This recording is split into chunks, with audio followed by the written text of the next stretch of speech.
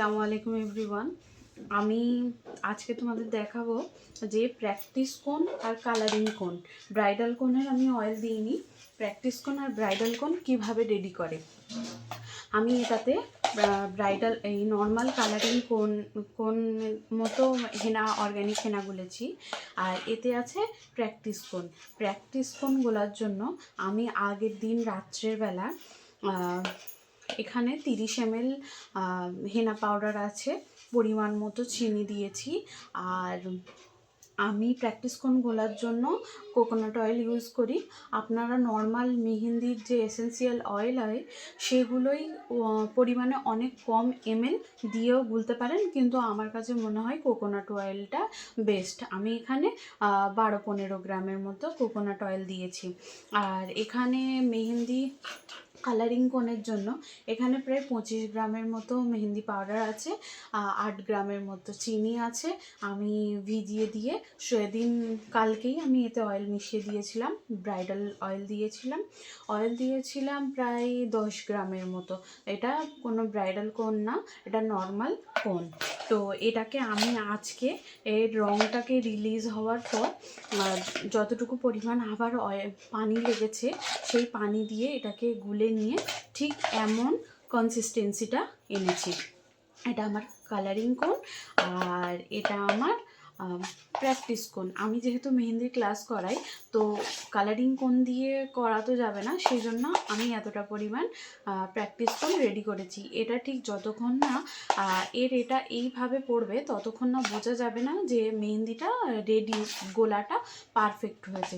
চলো তো আমি তোমাদের এটাকে ছেঁকে দেখাই। বড় মগ বা গ্লাস বা যে কোনো কিছুতে পাইপিং ব্যাগ আমি প্রথমে এরমভাবে, বা ক্যারট ব্যাগ এরমভাবে দিয়ে নেব। তারপরে এখান থেকে স্টকিংস নেব।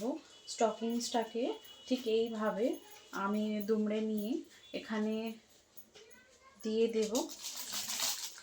আমি পাইপিং ব্যাগগুলো একবার ইউজের পরে ফেলে দিই না, আমি ওটাকে ধুয়ে ইউজ করি, তাতে আমার অনেকটা দিন পাইপিং ব্যাগগুলো চলে। আমি প্রথমে প্র্যাকটিস কোনটা ফিল্টার করব। আমি 2 ফিল্টার হেনা পাউডার ইউজ করি।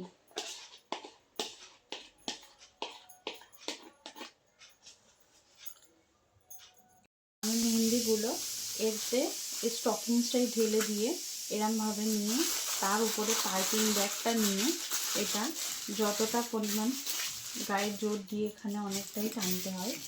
1-2 জন থাকলে ক্ষেত্রে সবচেয়ে ভালো হয়। আর পাইপিং ব্যাগের মুখটা একটু ছিঁড়ে নেবেন, কারণ হাওয়া পাস না হলে মেহেন্দিটা ওতে পুরোপুরিভাবে যায় না।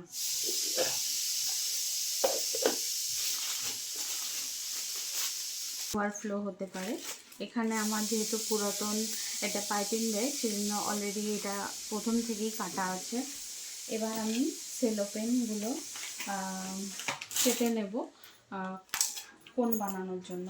তো এইগুলো এরকম বড় বড় থাকে, আমি দেওয়া হয় না। এবার আমি এটা থেকে কোন বানিয়ে নেব। মিডিল থেকে ঠিক একটু হাতটা এদিকে সরিয়ে এরমভাবে ওখানে হাতটাকে স্থির রেখে ক্লাসের জন্য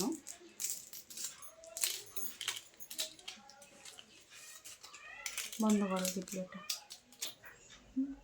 আমি এবার প্রথমে কোণের এই 3 কোণা ভাবটার দিকে মেহেন্দিটা মুড়ব।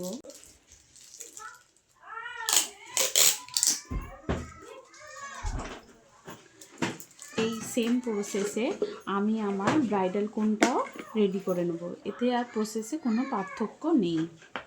Thank you for watching.